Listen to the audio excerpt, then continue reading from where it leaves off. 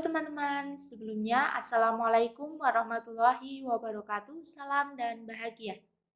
Kami dari kelompok 2 akan menjelaskan mengenai implementasi ajaran taman siswa pada mata kuliah akuntansi keuangan lanjutan, serta aktiva tetap, laba atas transaksi antar perusahaan. Kelompok kami beranggotakan Rindika Wulandari, Cilia Ayu Dwi Putri, Eka Nur Pratiwi, Dwi Listiani, dan Tri Wulandari. Implementasi ajaran taman siswa pada mata kuliah AKL. Dalam dunia pendidikan, sosok Ki Hajar Dewantara sebagai Bapak Pendidikan Bangsa Indonesia ini banyak mengajarkan berbagai hal yang sangat terkenal di pendidikan. Konsep pendidikan nasional yang dikemukakan sangat membumi dan berakar pada budaya Nusantara. Di antara lain, Tuturi Handayani, Pusat Pendidikan, dan Tringgo. Konsep kepemimpinan Ki Hajar Dewantara yaitu Ing Ngarsa Suntulodo, Ing Madya Mangunkarsa, dan Tuturi Handayani. Kepemimpinan dapat dimaknai dalam 3 level, yaitu di depan, di tengah, dan di belakang. Tidak hanya bersifat pasif, tetapi bersifat aktif, mengajarkan program secara optimal. Ketiga level kepemimpinan ini melengkapi konsep kepemimpinan Ki Hajar Dewantara. Yang pertama adalah implementasi Ing Ngarsa Suntulodo dalam mata kuliah akuntansi keuangan kelanjutan memiliki makna seorang pemimpin harus menjadi panutan bawahannya. Untuk itu, dosen harus mempunyai nilai lebih yaitu memiliki kompetensi dan mengikuti serangkaian uji kompetensi yang diadakan oleh lembaga sertifikasi. Yang kedua adalah Ing Madya Mangunkarsa. Dalam mata kuliah akuntansi keuangan kelanjutan, mengandung arti bahwa seseorang dosen jika berada di tengah-tengah peserta didik harus mampu memberikan motivasi. Yang ketiga adalah implementasi Tuturi Handayani dalam mata kuliah akuntansi keuangan kelanjutan. Artinya, ketika berada di belakang peserta didik harus dapat memberikan dorongan baik secara moral maupun material. Selanjutnya adalah laba antar perusahaan atas aktiva tetap yang tidak disusutkan. Transfer aktiva tetap tidak dapat disusutkan di antara perusahaan-perusahaan afiliasi pada harga sebagai nilai buku akan menghasilkan laba atau rugi yang belum direalisasi bagi entitas konsolidasi. Transfer aktiva tetap antar perusahaan jarang terjadi dibandingkan transfer persediaan antar perusahaan. Transfer aktiva tetap kemungkinan besar baru akan terjadi apabila proses merger telah selesai sebagai bagian reorganisasi perusahaan gabungan. Penjualan downstream tanah. Star Corporation adalah perusahaan anak yang dimiliki 90% oleh Prac Corporation yang diperoleh seharga 270 USD pada tanggal 1 Januari 2006. Biaya investasi sama dengan nilai buku dan nilai wajar kepemilikan yang diperoleh. Laba bersih STAN untuk tahun 2006 adalah 70 USD dan laba Prac di luar labanya dari STAN adalah 90 USD. Laba Prac termasuk keuntungan sebesar 10 USD yang belum direalisasi atas tanah yang seharga pokoknya 40 USD dan telah dijual kepada STAN seharga 50 USD. Karena itu, Prac membuat ayat jurnal sebagai berikut. Pada akuntansi untuk investasi dalam STAN per 31 Desember 2006. Investasi dalam STAN sebesar 63.000 USD di debit, kemudian laba dari STAN sebesar 63.000 USD di kredit. Untuk mencatat 90% dari 70.000 USD laba yang dilaporkan oleh STAN. Kemudian, laba dari STAN sebesar 10.000 USD di debit, kemudian investasi dalam STAN 10.000 USD di kredit untuk mengeliminasi laba yang direalisasi atas penjualan tanah kepada STAN. Untuk yang selanjutnya yaitu adalah penjualan pada tahun berikutnya kepada entitas luar. Asumsi bahwa STAN menggunakan tanah selama 3 tahun dan menjualnya seharga $65.000 pada tahun 2010. Pada tahun penjualan, STAN melaporkan keuntungan sebesar $15.000 yaitu hasil dari penjualan sebesar $65.000 dikurangi harga pokok sebesar $50.000. Tetapi keuntungan dibagi entitas konsolidasi yaitu $25.000. yaitu dari hasil penjualan dikurangi harga pokok bagi Park sebesar 40.000 dolar. Park mengakui keuntungannya atas pada tahun 2010 menurut metode ekuitas dengan menyesuaikan laba investasinya pada tahun tersebut. Ayat jurnal pada pembukuan Park adalah investasi dalam stan di debit sebesar 10.000 dolar dan laba dari stan di kredit sebesar 10.000 dolar, yaitu jurnal untuk mengakui laba atas penjualan tanah stan yang sebelumnya ditangguhkan. Yang selanjutnya yaitu adalah penjualan upstream tanah. Untuk mengilustrasikan akuntansi dalam penjualan upstream aktiva tetap yang tidak dapat disusutkan, asumsi bahwa Park menjual tanah yang disebutkan dalam bagian sebelumnya selama tahun 2006 dari perusahaan afiliasi yang dimiliki 90% yaitu Stan, di mana laba bersih Stan untuk tahun 2006 adalah 70.000 dolar dan laba Park di luar laba dari Stan adalah 90.000 dolar. Akan tetapi, laba yang belum direalisasikan atas penjualan tanah antar perusahaan sebesar 10.000 dolar sekarang termasuk dalam laba Stan, bukan Park. Dalam jurnal akuntansi investasi Park dalam Stan pada akhir tahun 2006, Park membuat ayat jurnal berikut, yaitu investasi dalam Stan sebesar 63.000 dolar dan laba dari Stan sebesar 63.000 dolar di kredit, yaitu untuk mencatat 90% laba bersih yang dilaporkan oleh Stan. Yang selanjutnya yaitu adalah ayat jurnal untuk mengeliminasi 90% dari laba yang belum direalisasikan sebesar 10.000 dolar atas tanah yang dibeli dari Stan. Untuk jurnalnya yaitu adalah laba dari Stan sebesar 9.000 dolar di debit dan investasi pada Stan sebesar 9.000 di kredit. Yang selanjutnya yaitu adalah penjualan pada tahun berikutnya kepada entitas luar. Asumsi bahwa Stan menggunakan tanah selama 3 tahun dan menjualnya pada tahun 2010 dengan harga 65.000 dolar. Pada tahun penjualan, Park akan melaporkan keuntungan sebesar 15.000 dolar, yaitu hasil penjualan sebesar 65.000 dolar dikurangi harga pokok sebesar 50.000 dolar. Tetapi keuntungan bagi entitas konsolidasi adalah sebesar 25.000 dolar yang dialokasikan sebesar 24.000 dolar, yaitu dari 15.000 dolar ditambah 10.000 dolar dikali 0,9 kepada pemegang saham mayoritas, yaitu laba bersih konsolidasi, dan 1.000 dolar kepada pemegang saham minoritas. Park menyesuaikan laba investasinya dari Stan pada tahun 2010 dengan ayat jurnal sebagai berikut, yaitu investasi dalam Stan sebesar 9.000 di debit dan laba dari Stan sebesar 9.000 di kredit, untuk mengakui laba atas penjualan tanah antar perusahaan yang sebelumnya ditangguhkan. Yang selanjutnya itu adalah laba antar perusahaan atas aktiva tetap yang dapat disusutkan, yaitu penjualan aktiva tetap antar perusahaan yang terkena penyusunan, depresi, dan amortisasi yang menghasilkan keuntungan atau kerugian yang belum direalisasikan disajikan dalam akun perusahaan. Yang selanjutnya ada penjualan downstream aktiva tetap yang disusutkan. Pengaruh awal keuntungan dan kerugian yang belum direalisasi dari penjualan downstream aktiva yang dapat disusutkan sama dengan aktiva yang tidak dapat disusunkan. Keuntungan atau kerugian terdapat dalam perusahaan induk pada tahun penjualan dan harus dieliminasi oleh perusahaan induk untuk menentukan laba investasinya menurut metode ekuitas. Penjualan downstream pada akhir tahun. Diasumsikan bahwa Perry Corporation menjual mesin kepada Soper Corporation, yaitu yang merupakan anak perusahaannya yang dimiliki 80% pada tanggal 31 Desember 2006. Mesin tersebut mempunyai biaya yang belum disusutkan sebesar 50.000 dolar. Dengan harga pokok sebesar 90.000 dolar dan akumulasi penyusunan sebesar 40.000 dolar dan dijual kepada Soper dengan harga 80.000 dolar.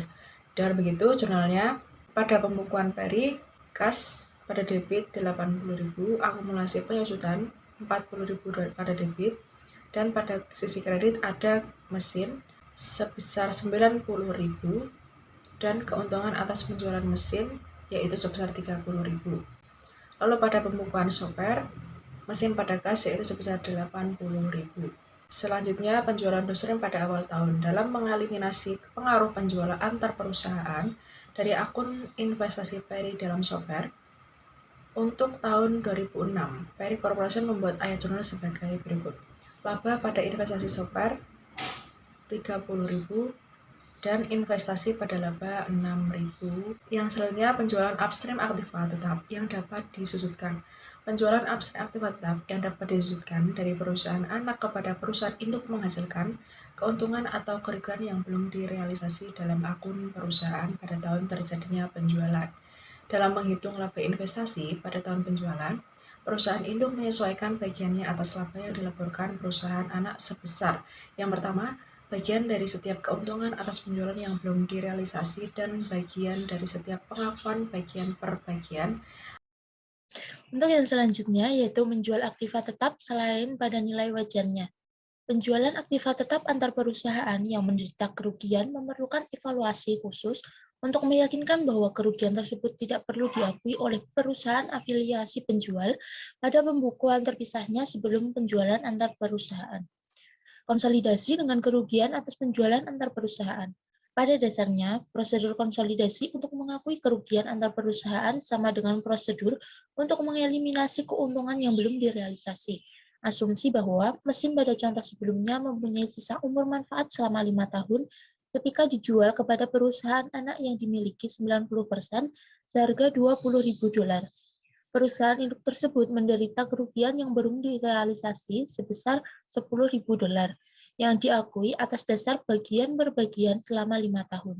Jika laba bersih perusahaan anak pada tahun 2006 adalah $200.000 dan tidak ada transaksi antar perusahaan lainnya, perusahaan induk mencatat dari perusahaan anak adalah sebagai berikut.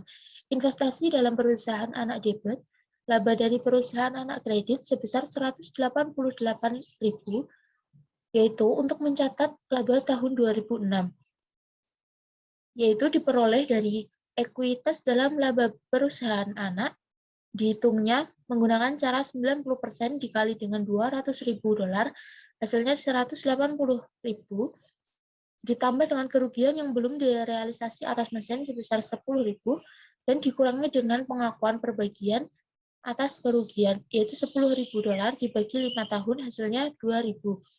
Jadi untuk total keseluruhannya ada $188.000. Contoh konsolidasi penjualan upstream dan downstream aktiva tetap. Plank Corporation mengakuisisi 90% kepemilikan dari Sharp Corporation. Pada nilai buku tercatatnya adalah $450.000 pada tanggal 3 Januari tahun 2006. Sejak Plank Corporation mengakuisisi kepemilikannya dalam Sharp, kedua perusahaan tersebut berpartisipasi dalam transaksi yang melibatkan aktiva tetap berikut ini.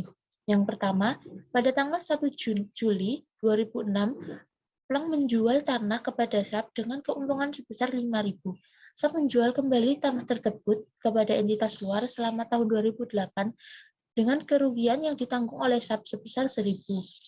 Yang kedua, pada tanggal 2 Januari tahun 2007, Sharp menjual peralatan yang mempunyai sisa umur manfaat selama 5 tahun kepada Plank dengan keuntungan sebesar $20.000. Peralatan ini masih digunakan oleh Plank pada tanggal 31 Desember tahun 2008. Yang ketiga, pada tanggal 5 Januari 2008, Plank menjual sebuah bangunan kepada Sharp dengan keuntungan sebesar $32.000. Sisa umur manfaat bangunan itu adalah 8 tahun, dan Sharp masih memiliki bangunan tersebut pada tanggal 31 Desember tahun 2008. Laporan keuangan komparatif Plank dan Sharp Corporation untuk tahun 2008 disajikan dalam kolom terpisah perusahaan dari kertas kerja konsolidasi pada tabel berikut ini. Metode ekuitas. Laba bersih Plank adalah $300.000 sama dengan laba bersih konsolidasi serta kesamaan laba ditahan Plank dan laba ditahan konsolidasi merupakan bukti penggunaan metode ekuitas rekonsiliasi akun investasi Plank dalam Sharp pada tanggal 31 Desember 2007 dan 31 Desember 2008 adalah sebagai berikut. Ekuitas tercatat dalam Sharp per 31 Desember 2007, $600.000 dikali 90%, yaitu $540.000 dikurangi dengan laba yang belum direalisasi atas tanah sebesar $5.000 dan dikurangi dengan 90% dari laba yang belum direalisasi atas peralatan sebesar $14.400.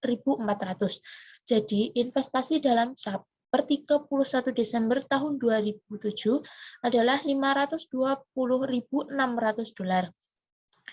Ditambah dengan laba dari Sharp tahun 2008, 90% dari 80.000 laba bersih Sharp, $5.000 keuntungan atas tanah, 3.600 pengakuan bagian per bagian keuntungan atas peralatan, 28.000 laba yang belum direalisasi atas bangunan. Dikurangi dengan dividen yang diterima pada tahun 2008 sebesar 27.000. Jadi, untuk investasi pada Sharp per 31 Desember tahun 2008 adalah $546.200. Selanjutnya, ayat jurnal yang dibutuhkan. Yang pertama, ayat jurnal untuk mengakui keuntungan atas tanah yang sebelumnya ditangguhkan. Jurnalnya yaitu investasi dalam Sharp pada keuntungan atas tanah, nominalnya sebesar 5 juta rupiah.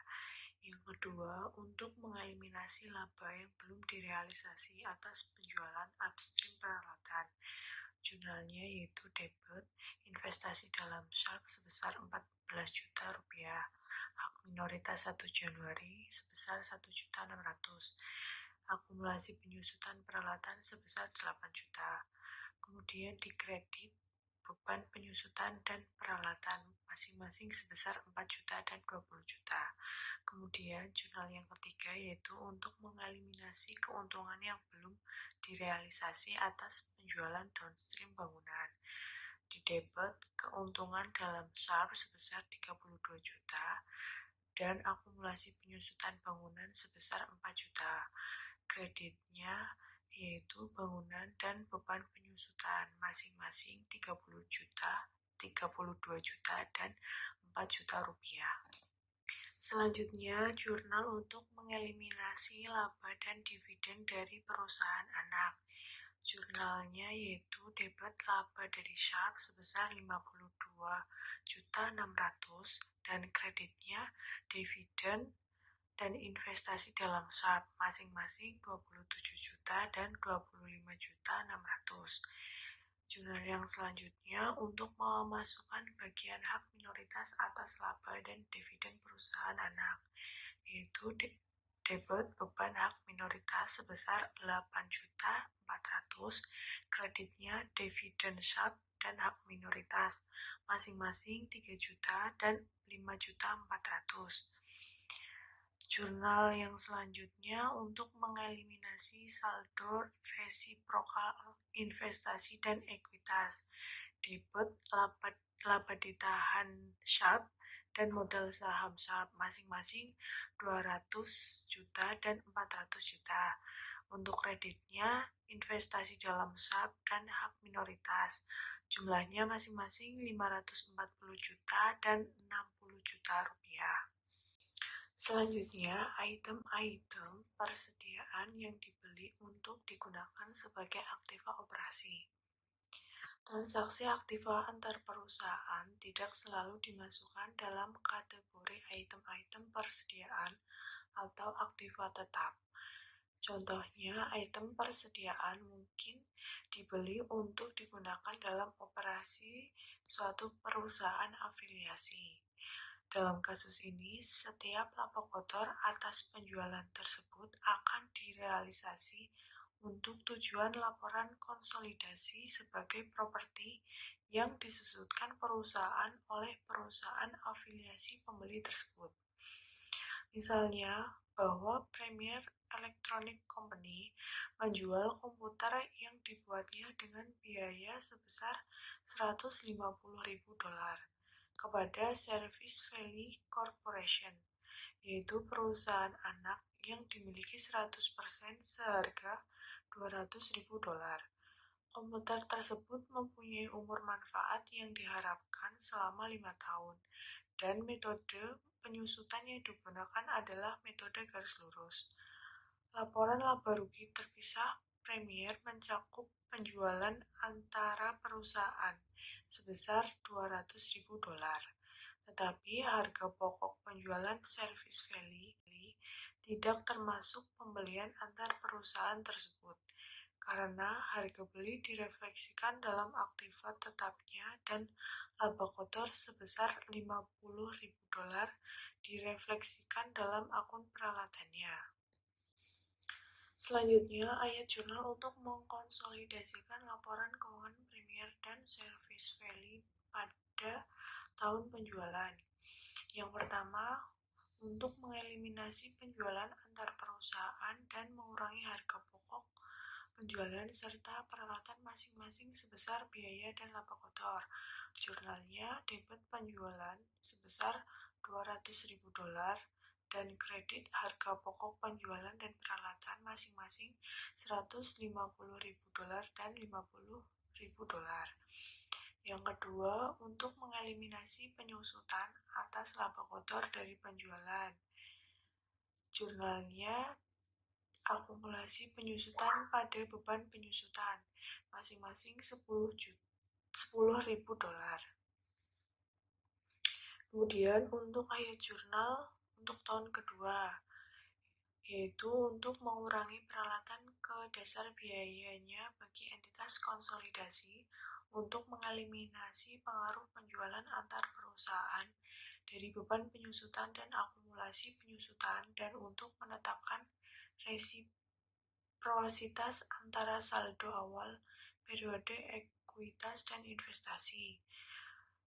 Di debit investasi dalam servis dan akumulasi penyusutan peralatan masing-masing sebesar $40.000 dan $20.000. Untuk kreditnya, peralatan dan beban penyusutan masing-masing sebesar $50.000 dan $10.000. Sekian penjelasan dari kelompok kami. Apabila ada salah kata dari kami mohon maaf yang sebesar-besarnya. Wassalamualaikum warahmatullahi wabarakatuh. Salam.